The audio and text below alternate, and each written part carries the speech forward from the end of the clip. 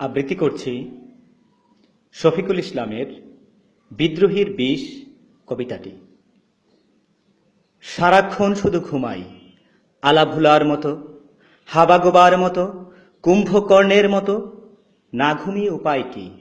জেগে উঠলেই আমি বিদ্রোহী। ধর্মওয়ালা বলে আমি ধর্মহীন, রাষ্ট্রওয়ালা বলে আমি রাষ্ট্রবিরোধী, দেশওয়ালা বলে আমি দেশদ্রোহী, শান্তিওয়ালা বলে আমি অশান্তিকামী, পুঁজিওয়ালা বলে আমি পুঁজি বিরোধী, চেতনাওয়ালা বলে আমি চেতনাহীন, মেজরিটি বলে আমি মাইনরিটি, মাইনরিটি বলে আমি মেজরিটি, সমাজ বলে আমি সমাজচ্যুত, পরিবার বলে আমি ত্যায্য পুত্র।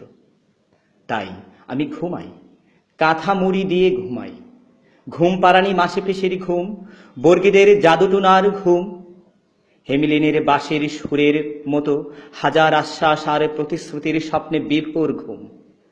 পরে চির ঘুম ঘুমাতে আমি জেনে শুনেই বিষ খাই, হেমলক বিষ।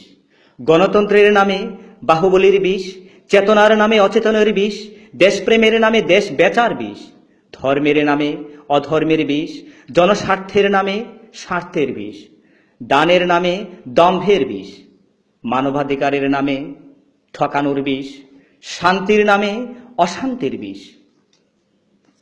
বিষ খেতে খেতে আকণ্ঠ আমি মরতে বসি।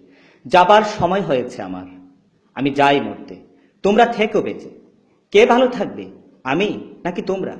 কেউ তা জানে না উপরওয়ালা ছাড়া। কে জানে, হয়তো তোমাদের তৈরি এ নরক থেকে উপরের জাহান্নাম অনেক সহনীয় হবে।